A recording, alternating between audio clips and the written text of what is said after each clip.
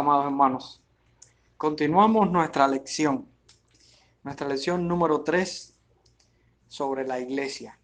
Por las dos lecciones anteriores, debemos recordar algunos temas importantes. Primero, que la iglesia es universal. Segundo, que esta iglesia universal se compone de todos los elegidos.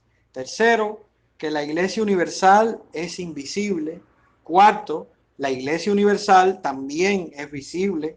Quinto, la iglesia visible es compuesta por creyentes en el Evangelio, obedientes a Dios. Y sexto, los creyentes, como miembros de la iglesia visible, forman parte de congregaciones locales. Estos 6 temas fueron desarrollados en las dos lecciones anteriores, así que les recomiendo, si usted empieza en esta lección número 3, que escuche las 2 primeras lecciones porque le puede servir de mucha utilidad.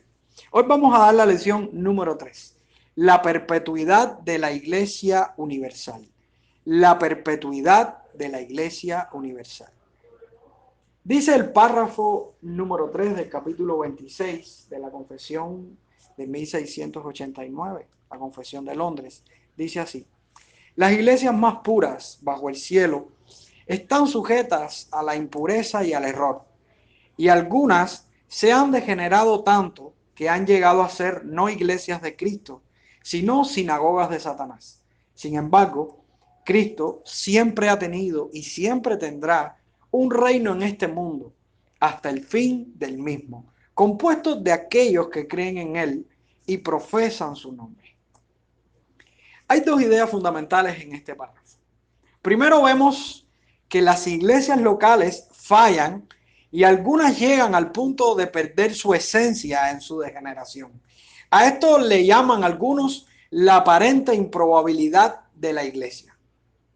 Y segundo, vemos que la iglesia universal de Jesucristo permanecerá. Y a esto le llaman la certeza real de la iglesia. Vamos a estar viendo estos 2 temas. Las iglesias locales fallan y algunas llegan al punto de perder su esencia en su degeneración. Y también la iglesia universal de Jesucristo permanecerá. La aparente improbabilidad de la iglesia. El párrafo comienza diciendo: las iglesias más puras bajo el cielo están sujetas a la impureza y al error, y algunas se han degenerado tanto que han llegado a ser no iglesias de Cristo, sino sinagogas de Satanás. Todas las congregaciones locales están sujetas a la impureza y al error. De modo que nuestra congregación está sujeta a la impureza y al error.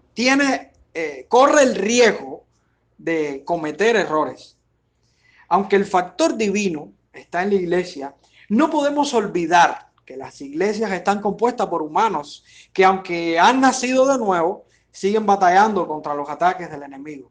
Siguen batallando contra la carne, contra el mundo y contra Satanás. ¿Cuántas veces no hemos visto cómo las tendencias de este mundo, el secularismo de este mundo, se ha introducido en la iglesia al punto de que a veces cuestionamos la escritura por conductas y por métodos que hemos establecido en la posmodernidad en nuestras congregaciones? Y a veces es tan difícil quitar estas estructuras modernas que hemos puesto y posmodernas que hemos puesto en la iglesia, que damos a la Biblia de extremista, de arcaica, de cualquier nombre que le podamos dar. Pues hermanos, el mundo, Satanás y la carne están arremetiendo totalmente contra el creyente. Como las iglesias están compuestas por creyentes, no están libres del ataque, de la influencia, del peligro de la introducción de estos enemigos en medio nuestro. Las iglesias locales no están exentas al pecado. Y vemos un ejemplo muy, muy valioso en el libro de Corintios. Cuando vemos Primera de Corintios, capítulo 1, verso 11, nos damos cuenta lo que describe Pablo sobre la iglesia. Dice: porque he sido informado acerca de vosotros, hermanos míos, por los de Cloé, que hay entre vosotros contiendas. Usted se pregunta, ¿cómo una iglesia que que glorifica a Dios tiene contienda. Bueno, ahí estamos dándonos cuenta de que las iglesias están sujetas a la impureza y al error.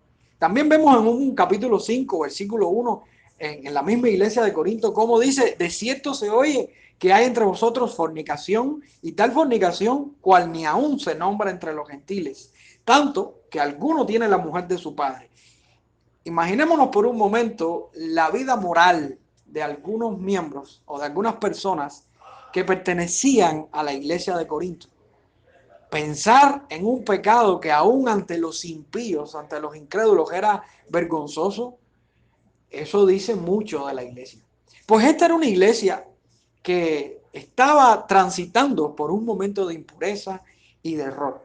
También hay otros ejemplos en cuanto a la impureza, porque no solamente la impureza viene con problemas morales, también viene con problemas teológicos y problemas de apostasía. Vemos aquí, por ejemplo, en Segunda de Tesalonicenses, capítulo 2, verso del 10 al 12, como también el ejemplo de esta iglesia de Tesalónica, era evidente la apostasía en medio del pueblo.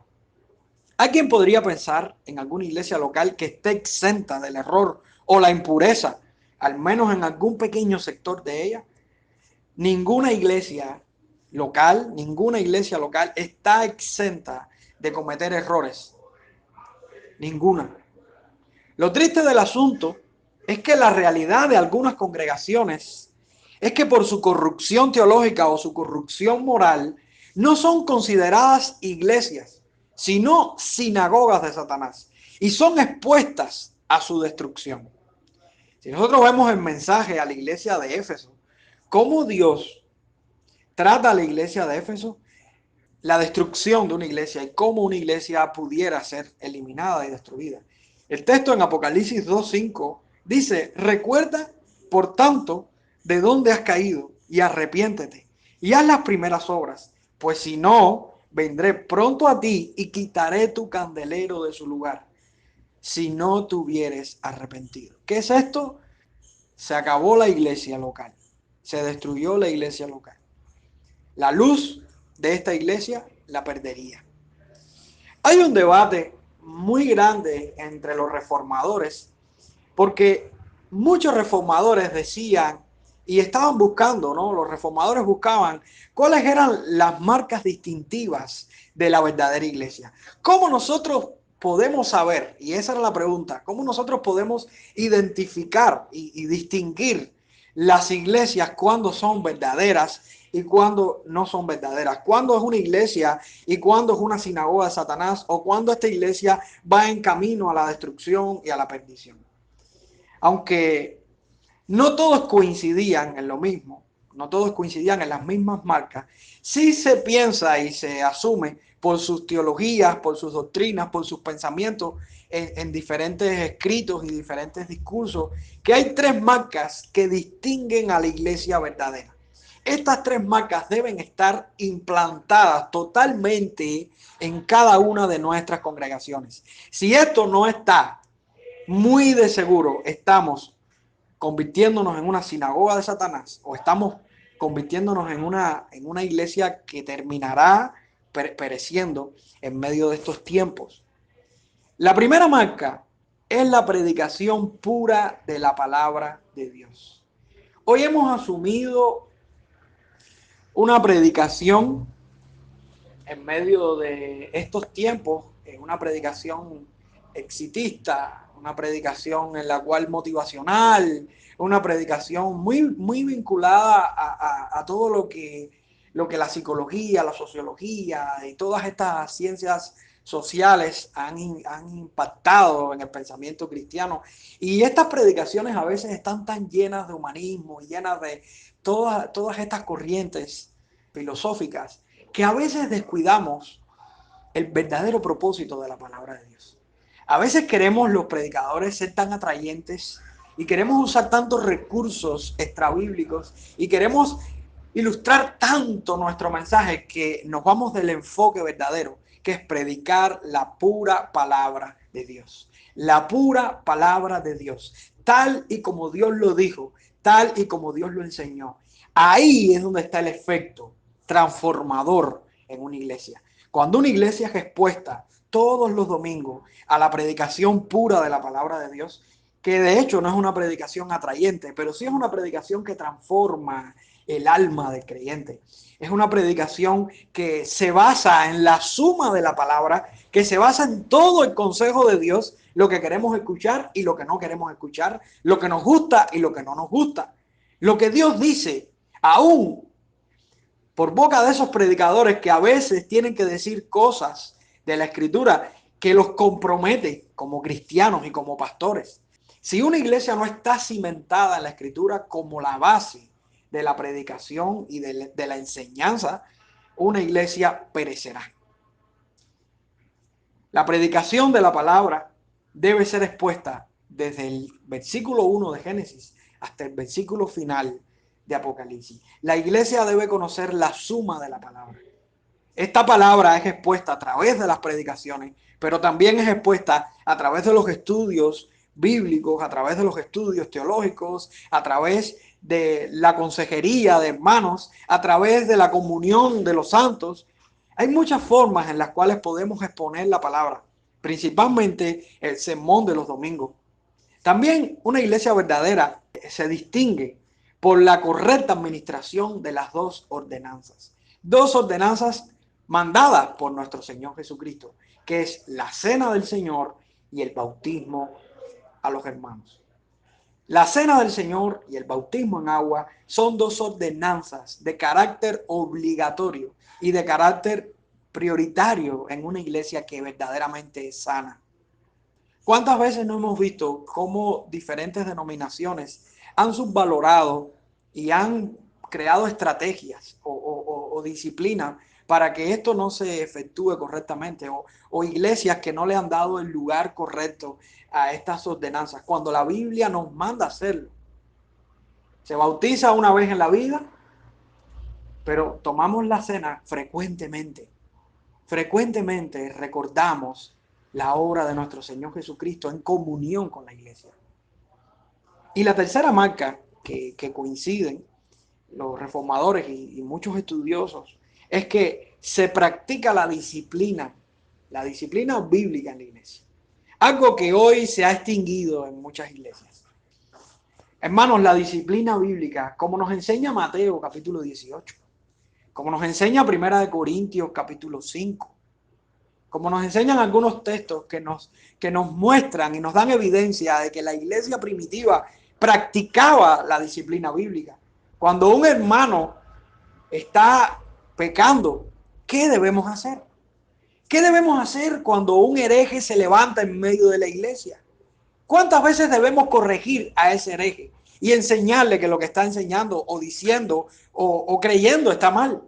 ¿Qué hacemos cuando se levanta un pecado y cuando se levanta alguien en pecado y ese pecado es expuesto y todos saben qué está pasando? ¿Qué pasa cuando hay contiendas entre dos hermanos? Pues hermanos, eso está en la Escritura. Y si nosotros no sabemos cómo tratar los temas de la disciplina, cuándo tratar con un problema entre hermanos, cuándo tratar con un problema moral, cuándo tratar con alguien que está entrando en un proceso herético, nosotros tenderíamos a perder la esencia de lo que significa una iglesia local. Si esas cosas no están en la vida y en la práctica de una iglesia, está muy distante esta iglesia de la verdad de la Escritura, está muy cerca a corromperse. Nuestras iglesias locales tienen estas tres marcas evidentes. Nuestras iglesias locales tienen la palabra de Dios como su principal fuente, como la predicación pura de la palabra, la predicación sin adulterar. Tienen una correcta administración de las ordenanzas. Practica la disciplina bíblica, como nos enseña la Biblia que tenemos que hacer la disciplina. Hay tres aplicaciones importantes en esta verdad. Primero, que no debemos seguir ciegamente el ejemplo de cualquier iglesia o de sus líderes. Y quiero aclarar, porque a veces somos fanáticos, a veces somos ciegos y creemos que vivimos en la mejor iglesia del mundo, Nuestra iglesia local es la mejor, no se equivoca. Los líderes que tenemos son intachables. Es verdad que los líderes deben dar testimonio de la verdad, pero no podemos seguirlos ciegamente. Debemos analizarlos bajo el filtro de la Escritura, porque se van a equivocar, son humanos. Y nuestra iglesia puede estar fuerte en muchas cosas, pero tiene carencias. Nuestra iglesia va a seguir perfeccionándose mientras esté en esta tierra. Debemos ser conscientes de lo que enseña la Escritura. Y si fuéramos conscientes de lo que enseña la Escritura y fuéramos honestos con nosotros mismos y con nuestras congregaciones, nos daríamos cuenta de que nuestras congregaciones le falta mucho camino por convertirse en una iglesia totalmente perfecta. Por eso debemos estar siempre alertas cuando nuestros líderes se equivoquen, ser sabios a la hora de corregirles, ser prudentes a la hora de dirigirnos a ellos, pero guiarles, ayudarles, animarles a levantarse y a poder asumir la verdad, pero también animar a la iglesia. Y aquí vemos otra aplicación, es que debemos ser extremadamente cuidadosos y responsables en velar por la salud teológica y la salud moral de nuestras congregaciones locales. A veces la desviación es teológica, a veces las doctrinas que creemos como base han sido degeneradas, denigradas, han sido doctrinas que se han ido cambiando al pasar de los años, y no vamos a la Escritura a ver realmente si lo que creemos en nuestras congregaciones es lo que dice la Escritura. ¿Lo que cree tu iglesia es lo que dice la Escritura? ¿Estás en una iglesia donde se enseña la verdad de Dios teológicamente? Lo que dice Dios en su palabra, aunque no nos guste y no lo creamos. Pero también vemos cómo algunas llamadas iglesias no hacen énfasis en la vida de santidad de sus miembros, y cómo vemos la inmoralidad abundante dentro de esas congregaciones que yo no les llamaría iglesia, sino sinagogas de Satanás. Pues, amados hermanos, si nosotros estamos en una congregación la cual está en formación a convertirse en una iglesia del Señor, o es una iglesia del Señor que, como habíamos dicho anteriormente, tiene algunos errores o algunas deficiencias, nosotros debemos ser responsables, primero con nuestra vida personal y segundo con la vida de nuestros hermanos. Nosotros debemos ser ejemplo en palabra, en conducta, en fe, en todas las características que la Escritura nos da. Pero también debemos animar a los demás, animar a los hermanos, no dejando de congregarnos como algunos tienen por costumbre, sino exhortándonos, sino animándonos. Y lo tercero que vemos en esta verdad es que si usted está en una sinagoga de Satanás, usted tiene toda la autoridad del Señor para salirse de esa sinagoga de Satanás. Y voy a aclarar, no es una iglesia, es una sinagoga de Satanás. Sálgase de cualquier grupo religioso que, aunque llamándose iglesia, no lo sea según los estándares de la Escritura. Hay doctrinas de muerte. Hay doctrinas de muerte y también hay prácticas generales de muerte que, en vez de glorificar a Dios, glorifican al hombre y exaltan al pecado. Puede ser que en un momento de tu vida tengas que tomar una decisión. Si estás en una sinagoga de Satanás, no haces nada en ese lugar.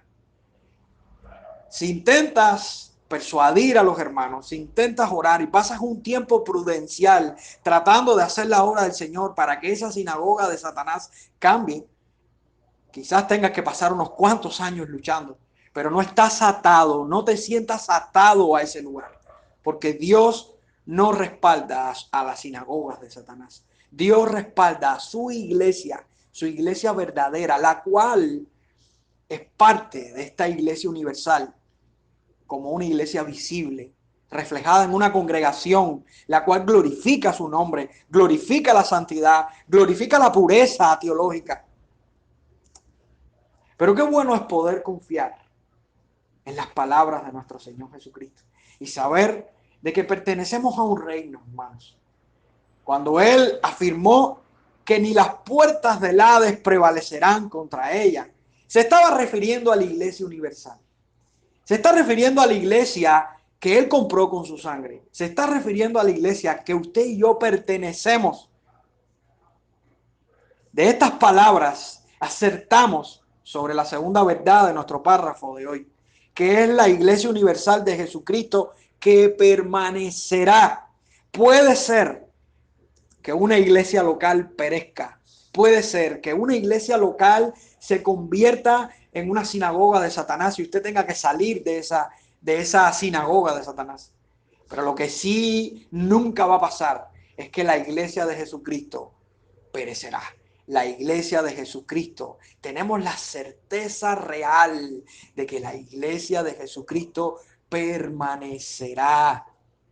El párrafo dice, sin embargo, Cristo siempre ha tenido y siempre tendrá un reino en este mundo hasta el fin del mismo, compuesto de aquellos que creen en Él y profesan su nombre.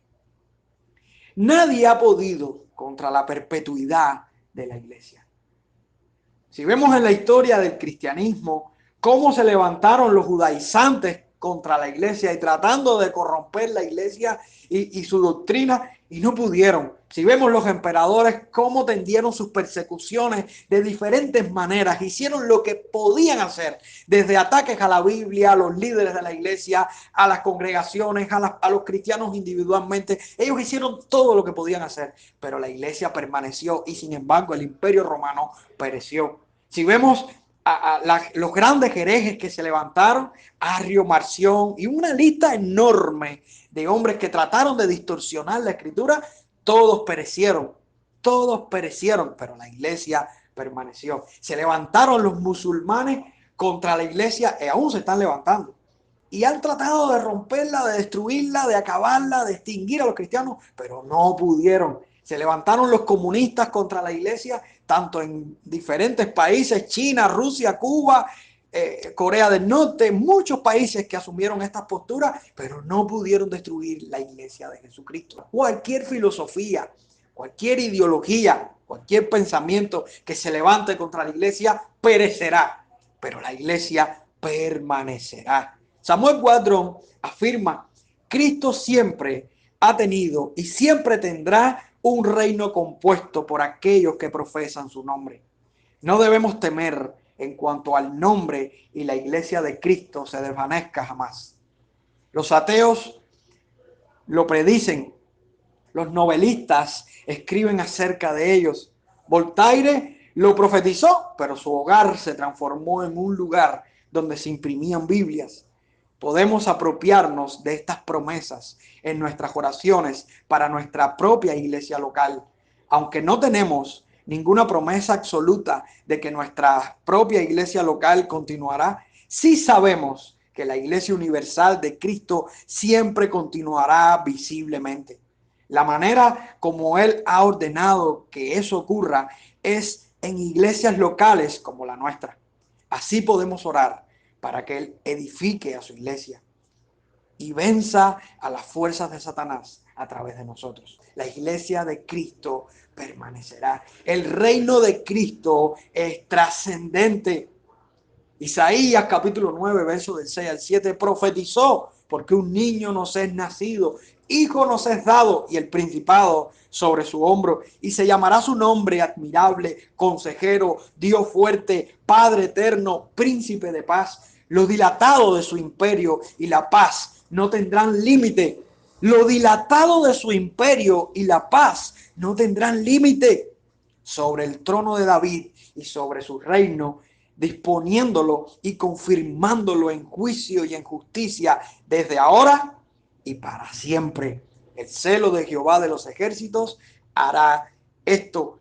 Esta palabra del Señor se cumplirá, se cumplió en Jesucristo y se cumplirá por siempre. Podemos descansar de que estamos en un reino que trasciende, un reino que permanece, un reino que no perece.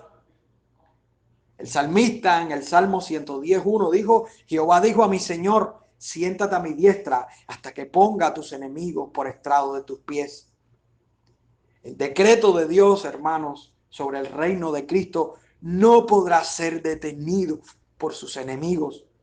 Cristo permanecerá. Lutero afirma respecto a este versículo: la diestra de un monarca era un lugar de honor y exaltación. Dios le está confiriendo al Mesías poder y autoridad para que reine junto a él. No se trata de un asiento para descansar y esperar que algo ocurra. Siéntate a esperar que yo ponga a tus enemigos por estrado de tus pies. No, esa no es la idea. Se trata más bien de un trono desde el cual el Mesías habría de reinar junto a Dios en el gobierno de todo el universo creado. El trono de un monarca no es para descansar, sino para gobernar.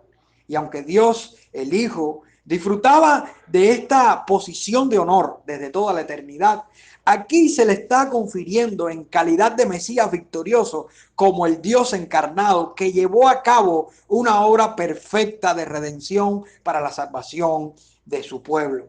Y es precisamente, amados hermanos, la bendición de la trascendencia del Mesías lo que goza a su pueblo escogido, porque quienes pertenecen al reino de Cristo, los cuales creen, los cuales profesan su nombre, como tú y como yo, trascenderemos, permaneceremos hasta el fin con Él. El cuadro final de la escritura sobre el reino perfeccionado de Cristo en Apocalipsis muestra un cielo y una tierra nueva, una nueva Jerusalén, Dios en medio de su pueblo, y vemos a Dios reinando en medio de su pueblo. Vemos a Dios enjugando toda lágrima de los ojos de los cristianos. Y ya no habrá muerte, ni habrá más llanto, ni clamor, ni dolor, porque las primeras cosas pasaron. Y el que estaba sentado en el trono dijo: he aquí, yo hago nuevas todas las cosas. Ahí está, hermanos. Ahí está la iglesia triunfante. Ahí estaremos tú y yo. Como dice Apocalipsis 22, versículo del 3 al 5. Y no habrá más maldición. Y el trono de Dios y del Cordero estará en ella. Y sus siervos les servirán. Y verán su rostro. Y su nombre estará en sus frentes. No habrá allí más noche. Y no tienen necesidad de luz de lámpara, ni de luz del sol, porque Dios el Señor los iluminará y reinarán por los siglos de los siglos. Gloria al Señor, gloria al Señor, gloria al Señor, porque somos de la iglesia de Jesucristo, porque tendremos un final glorioso, porque a pesar de las imperfecciones que vemos todos los días en nuestras congregaciones, tendremos un final glorioso. Amados hermanos, no perdamos de vista las dos verdades fundamentales de esta lección. Primero, que las iglesias locales fallan y algunas llegan al punto de perder su esencia en su degeneración. ¿Eres parte de una iglesia verdadera o eres parte de una sinagoga de Satanás? ¿Qué piensas hacer respecto a esto? ¿Piensas animar a tu iglesia? ¿Piensas seguir insistiendo en marcar una diferencia dentro de tu congregación? ¿Piensas hacer la obra de Cristo en medio de tu iglesia y formar parte de este cuerpo? ¿Piensas comprometerte con esta congregación? ¿Ser fiel a tus hermanos? ¿Ser fiel a tus líderes? ¿Ser fiel a la Escritura sobre todas las cosas? Y recuerda la segunda verdad. Puede ser que estemos en una sinagoga de Satanás y que tengamos que irnos decepcionados de ese lugar. Pero nunca olvidemos que la Iglesia Universal de Jesucristo permanecerá. Permanecerá. Cuán comprometidos estamos con esta esperanzadora verdad. Permaneceremos. Permaneceremos en Cristo. Qué gozo más grande podemos experimentar de que podemos enfrentar pruebas y situaciones en esta tierra, pero permaneceremos como la iglesia del Señor, aquella que Él compró con su sangre, por aquella por la cual Él murió, por aquella por la cual Él vino a este mundo, aquella a la cual escogió Dios desde antes de la fundación del mundo y a la cual Él glorificará y llevará hasta su final en victoria, en gloria y en alabanza y honra. A Dios sea la gloria desde ahora y para siempre. Que Dios te bendiga, amado.